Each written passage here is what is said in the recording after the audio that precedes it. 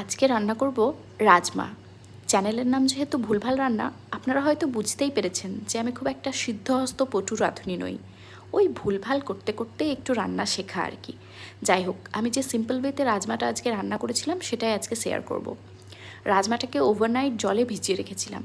তারপরে সেটাকে কুকারে 5-6টা সিটি দিয়ে সেদ্ধ করে নিয়েছি। কড়াইয়ে অল্প সর্ষের তেল গরম করে তাতে গোটা গরম মশলা ফোড়ন দিয়েছি। চাইলে গোটা জিরেও দেওয়া যায়, কিন্তু আমার কাছে গোটা জিরে ছিল না, আমি স্কিপ করেছি।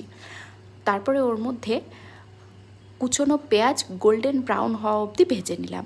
পেঁয়াজটা গোল্ডেন ব্রাউন হয়ে এলে তার মধ্যে 5-6টা রসুনের কোয়া, একটা কাঁচা লঙ্কা হামানদিস্তায় থেতো করে দিয়ে দিয়েছিলাম।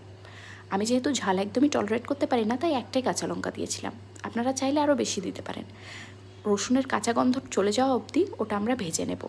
তারপরে তার মধ্যে দিয়ে দিয়েছিলাম টমেটোর পেস্ট, এবং তার সাথে দিয়েছিলাম কিছু বেসিক্স মশলা যা আমাদের সবার রান্নাঘরে থাকে, যেমন হলুদ গুঁড়ো, লঙ্কা গুঁড়ো, জিরে গুঁড়ো, ধনে গুঁড়ো, এই আর কি। তারপরে টমেটোটা তেল ছেড়ে দেওয়া অবধি আমরা কড়াইয়ে ভাজতে থাকবো।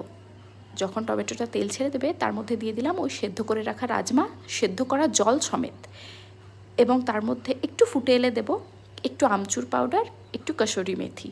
তারপর সেটা ঢেকে কিছুক্ষণ ওই 5 থেকে 7 মিনিট অবধি কুক হতে দেব। তারপরে ঢাকনাটা খুলে যখন দেখবো যে রাজমাটা একদম হয়ে এসেছে, হালকা করে নাড়িয়ে নেব যাতে গ্রেভিটা একটু থিক হয়। তারপরে ওটা ঠিক হয়ে এলে উপর থেকে ধনেপাতা ছড়িয়ে পরিবেশন করব। খুব একটা খারাপ হয়নি, মোটামুটি ভালোই হয়েছিল।